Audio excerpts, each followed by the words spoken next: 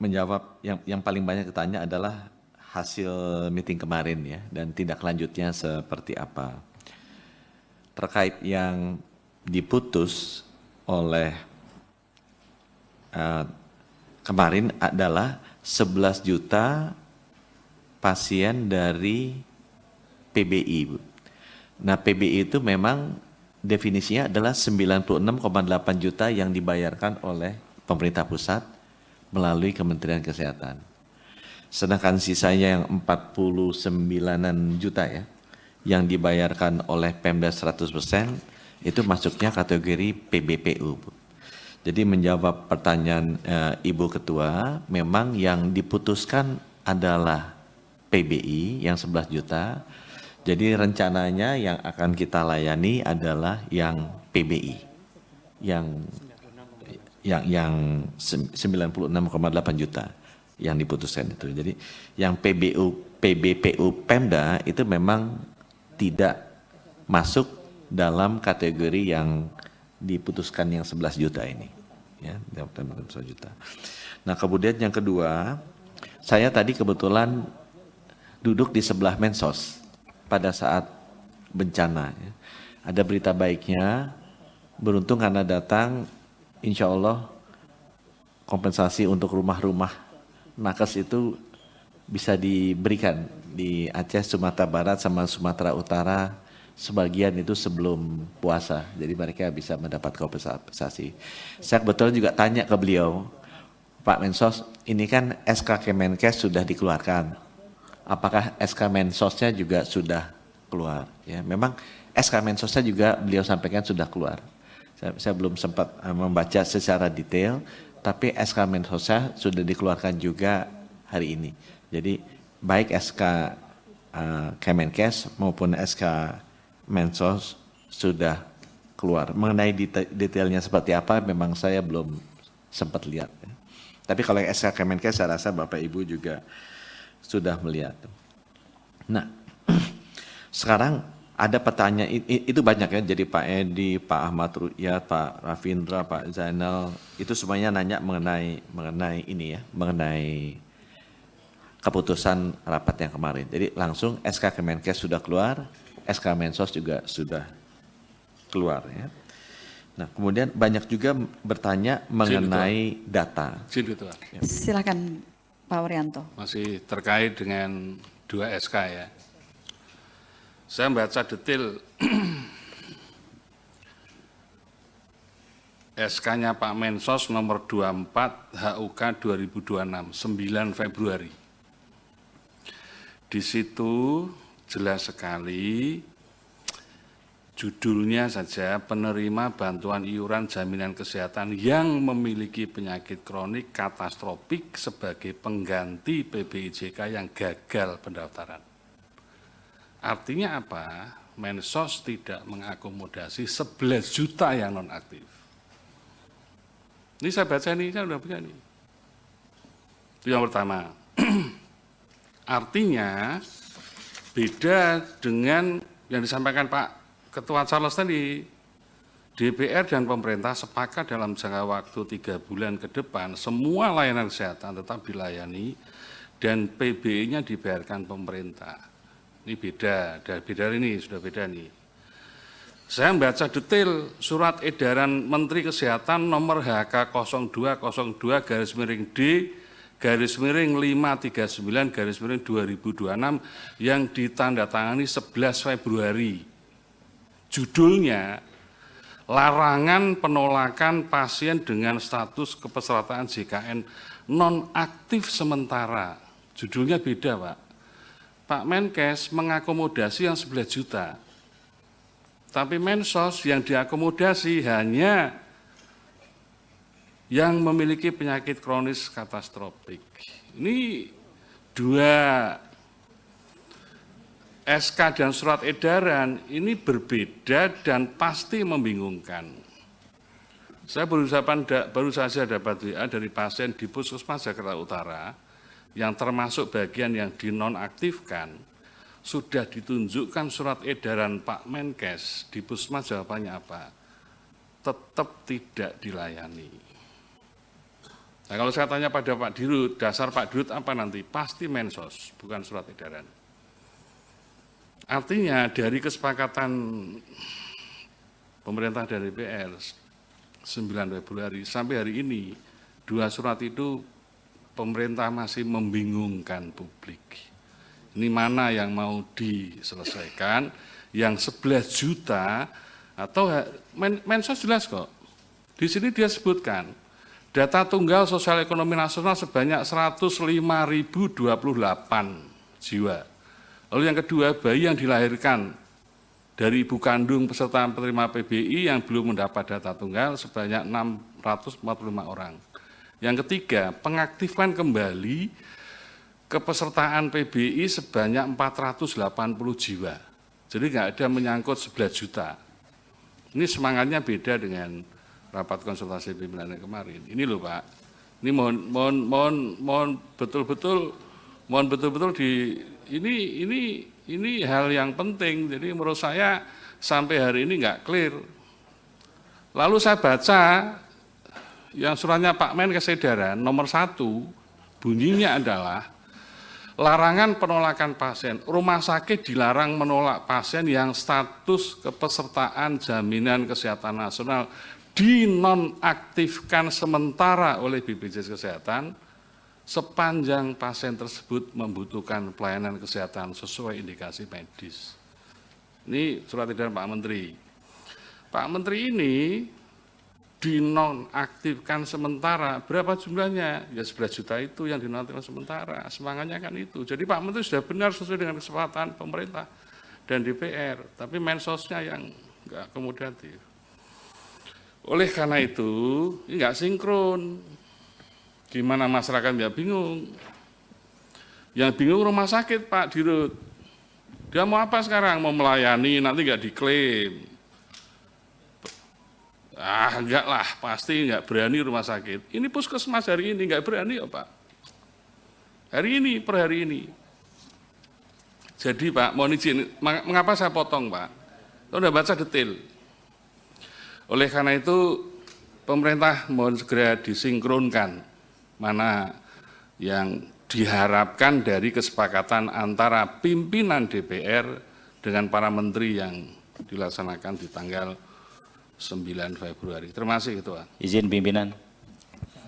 Silakan Pak.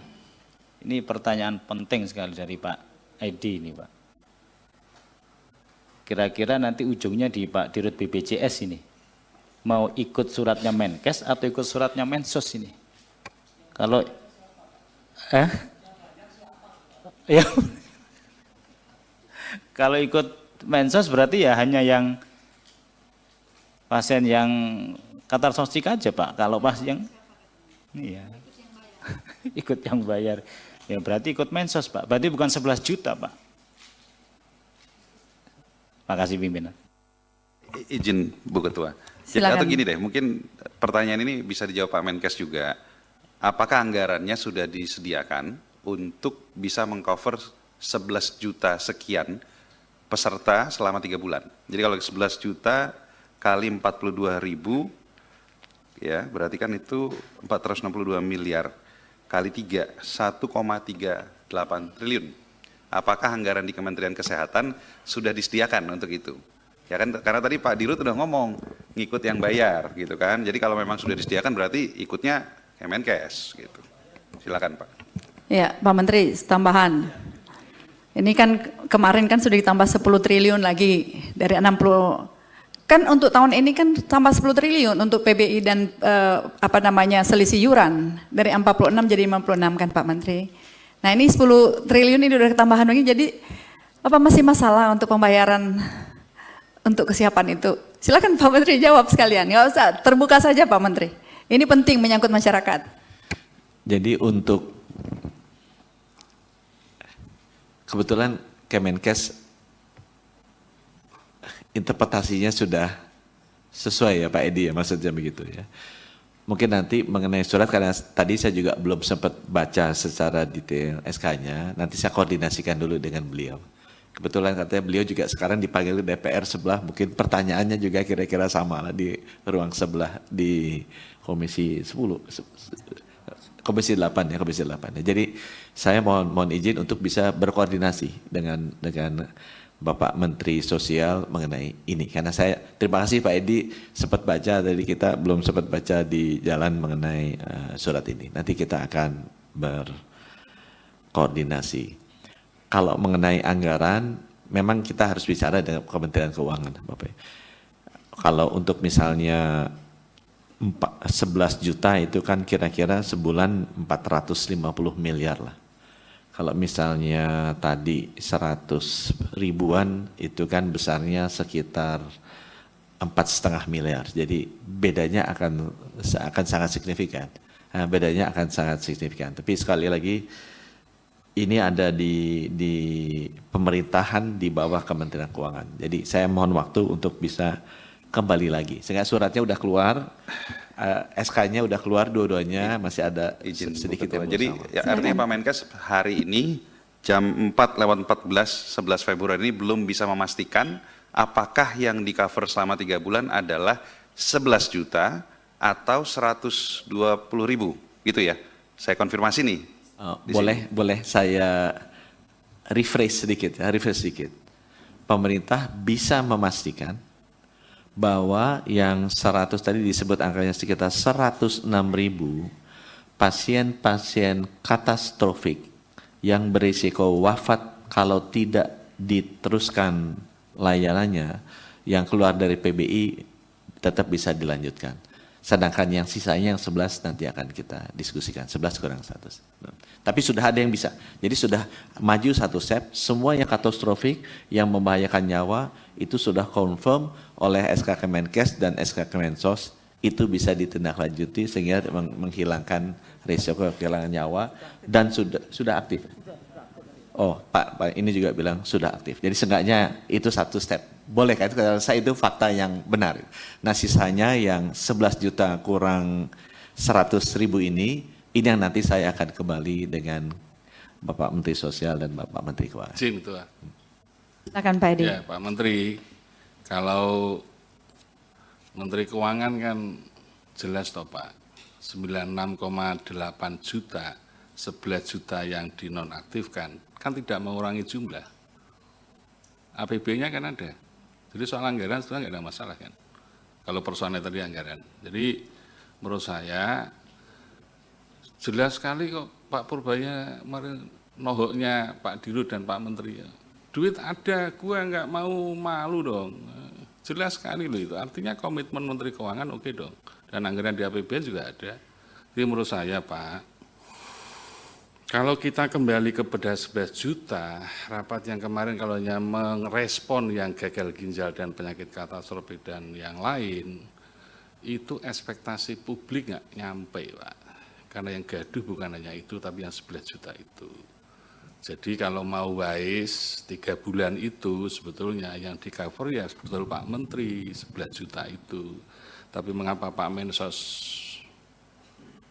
ada salah atau miss persepsi terhadap keputusan ini? Kalau baca semangatnya 11 juta kok Pak.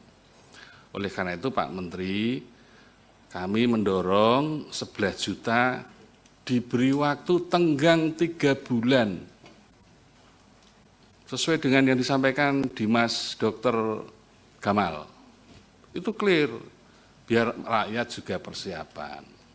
Itu wise tuh, menghormati orang miskin. Saran saya itu Pak. Saya ada boleh luruskan sedikit informasinya supaya pemahamannya sama Pak Edi.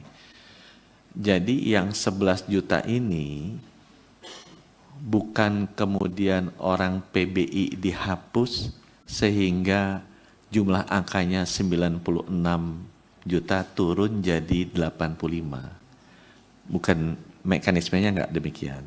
Yang terjadi adalah yang 11 juta ini diidentifikasi di data sen bukan masuk kategori miskin, dikeluarkan dari kategori miskin, sehingga ada 46 juta orang yang belum masuk PBI, yang di data DTSN dikategorikan miskin desil 15 menggantikan yang 11 juta ini.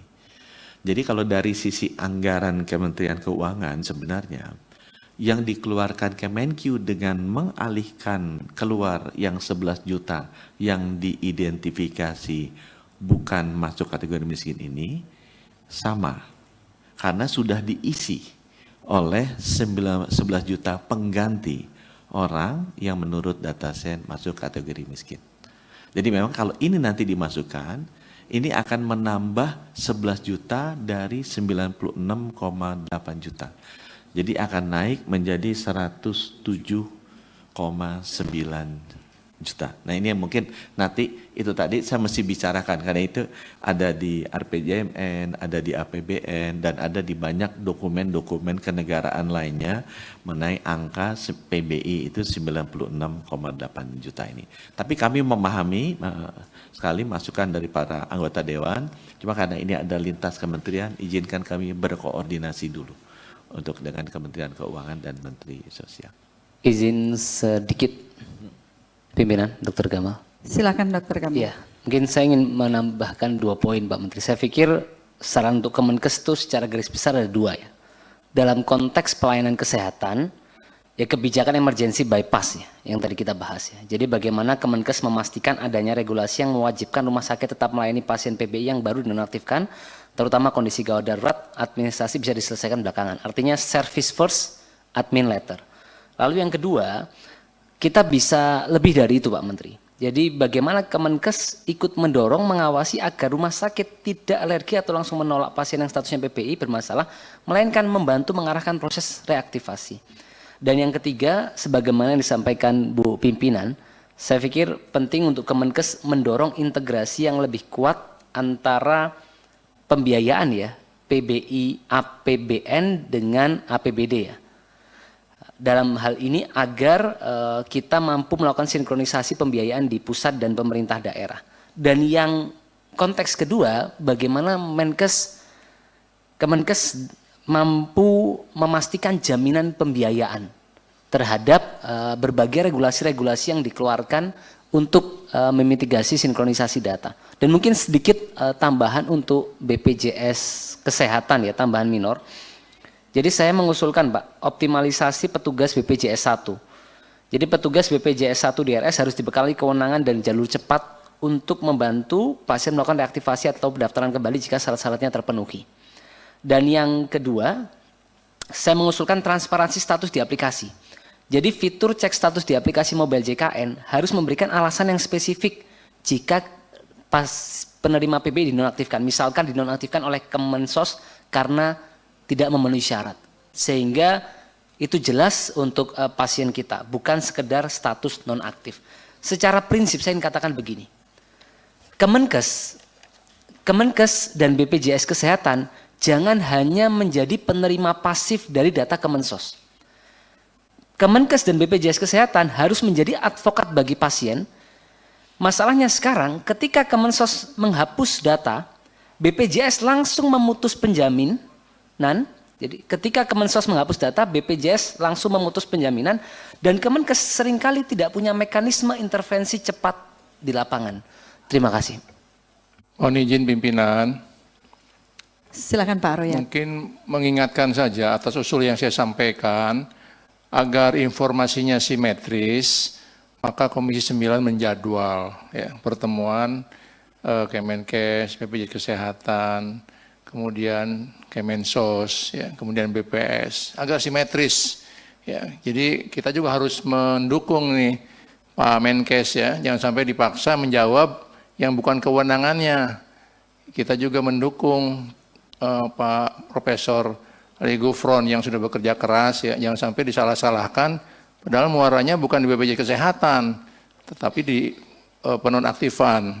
Jadi saya singkat saja, kita mengadakan rapat supaya ada secara kelembagaan ya clear gitu, simetris demikian. Karena pada sebelumnya juga saya pernah mengingatkan Pak Mensos di ruangan ini, waktu itu Pak Saifullah Yusuf, saya keberatan dengan penonaktifan 7 juta lebih ya se-Indonesia, termasuk di Kabupaten Bogor, dapil saya itu dinonaktifkan 122.000 lebih.